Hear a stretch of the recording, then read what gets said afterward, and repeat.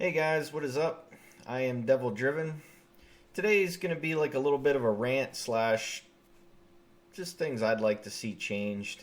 Um, I'm just going to go through each faction, pick out a card that I'd like either nerfed or buffed, and go from there.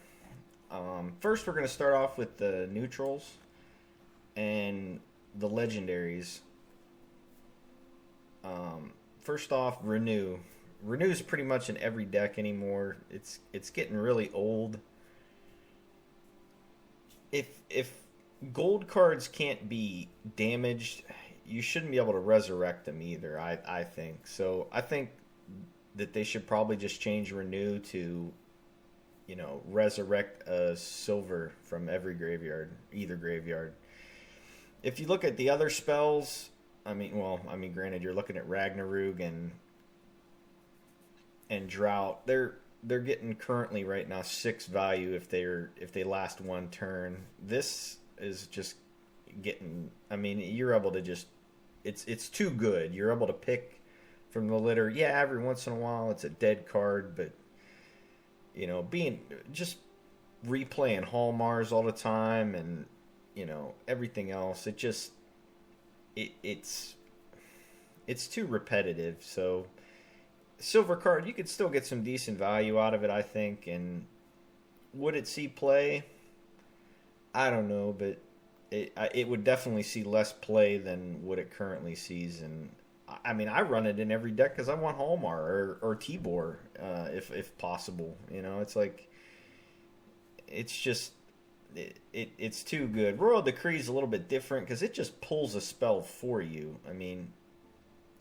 Out of your own deck. I don't think that's bad at all, but just being able to have the pick of, the possibility of, seven gold cards in round 3 is just it's too much, and I think it's got to go. And I think personally it needs to go down to just pick a silver. Like I said, what did he play? I don't know, but it's just being played way too much, and it's just making games just too swingy. So, in my opinion, like all this stuff is my own opinion. You know what I mean? If everybody's gonna have their own, change this, change that. This is just me ranting. I wanted to do this today instead of a video, so a play video, because I think there's gonna be changes coming here pretty soon. And I just wanted to go over things that I'd like to see changed. Next up, monsters. Just one change I'd like to see, and that's the Wild Hunt Riders. If you watched the Gwent City video this week with me and Manti building it up, these guys just suck. And what's even worse is if you can actually get 4 of these, unlike the Reaver Hunters for Northern Realms, where you can put 4 or even 5 of them and they all start building up. If you watch that video, we play 4 of them in one round on a row, and they stop growing completely. They just shut down.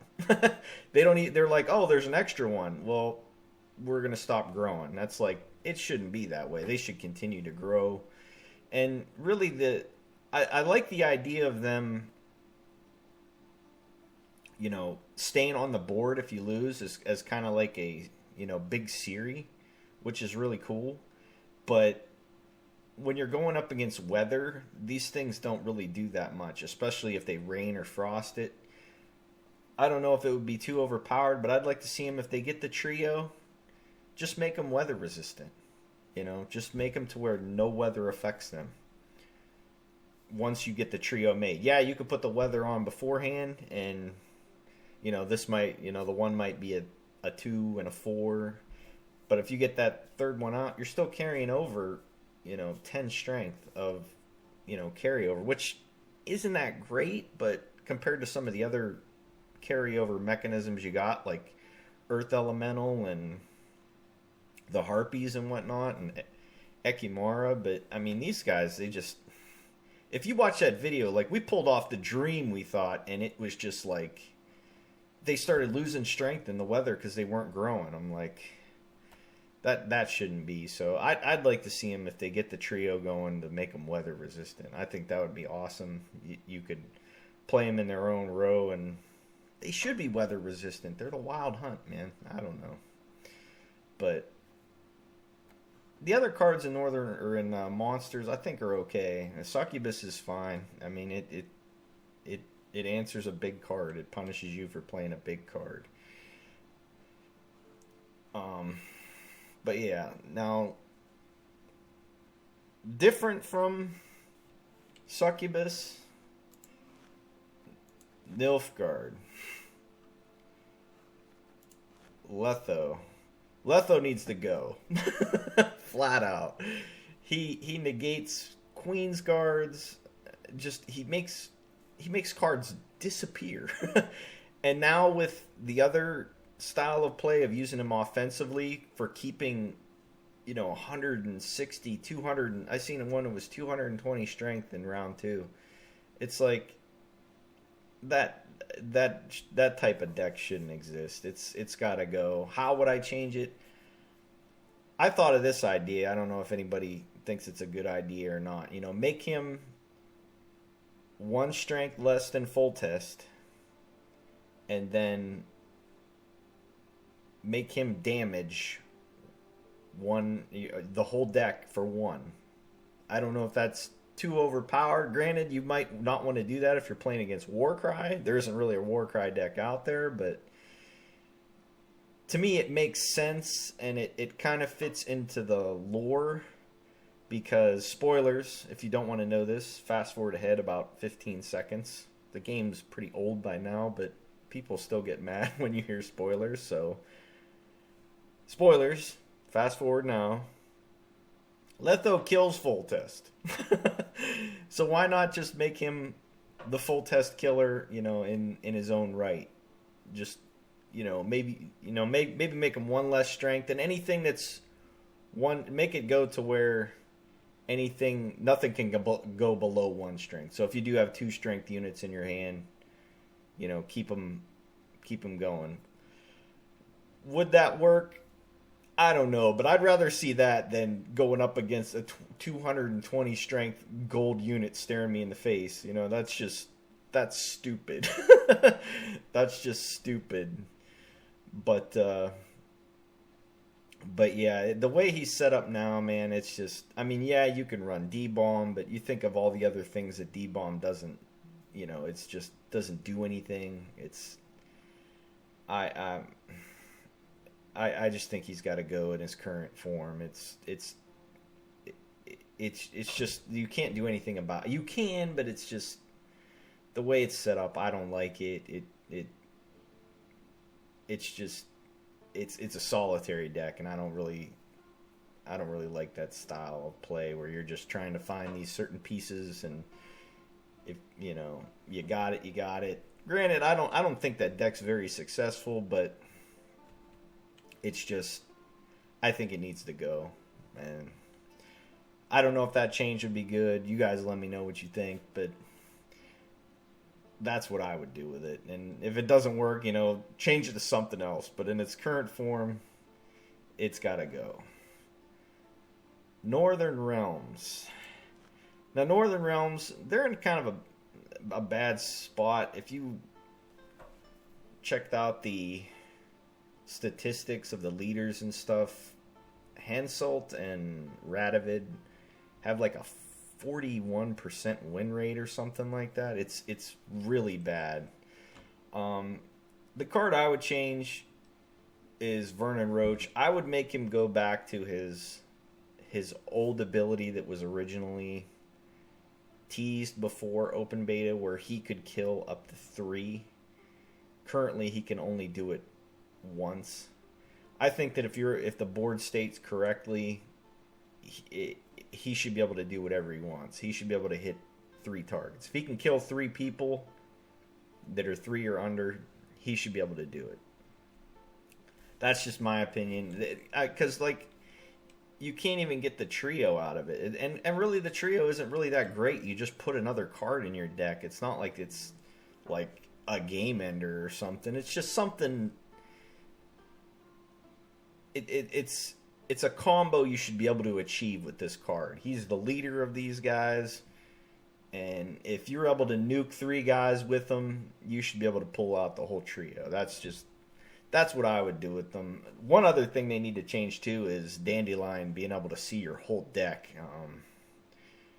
That's a little bit obscene. I mean, granted, there is a deck with reveal mechanics, but for you to be able to see your entire deck in one turn by playing Dandelion, that needs to be shuffled for sure. Hopefully they fix that. But yeah, there's Priscilla. She's super bad and she needs changed, and so does Bloody Baron. I just honestly don't have any ideas on how to fix them to where they wouldn't be broken. But to me, if you gave Vernon Roach that 1 extra blue stripes, I think he'd be pretty cool. That's just my opinion. I really like Vernon Roach. I think he's a cool character. Him and Yorveth are kind of like the Tupac and Biggie to me. I don't know the Witcher stuff, so they just seem like they're just like they should be button heads at all times. And both of them right now just suck as cards, and it irks me. So I'd like to see them both get beefed up really, really good. But yeah, that's what I would go with. Scoia'tael, the card I would change, or that I think needs to change, is it's not a common card. The Dol Bethana Trapper. Now, this thing being able to hit a whole board or a whole row for 20 strength, 18 strength, and it ignores armor. That's just a little bit too obscene, I think. If you can leave it to ignore armor if you want, but to me it's got to be one of those like 3 units to the left or right or whatever. But the way it's right now, it's so powerful. Granted, it sometimes it just comes up being 11 strength, but even still, it's like it's got to change. They need to give it a restriction. The whole row is too much.